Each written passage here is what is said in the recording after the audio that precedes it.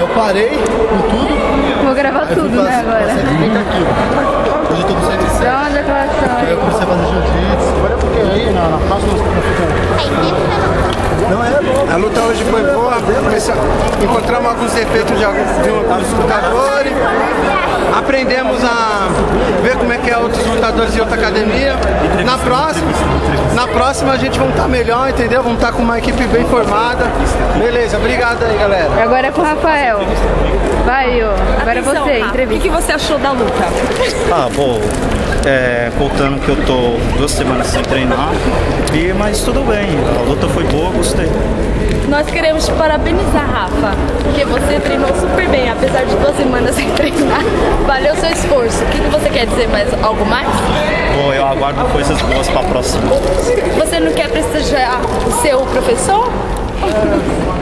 Senhora, dessa o professor está acertando outras lutas, então eu deixo um muito obrigado para ele e na próxima vez a gente se esforça mais. Então por hoje é só, pessoal. E eu desafio você que é mulher a vir desafiar, lutar comigo.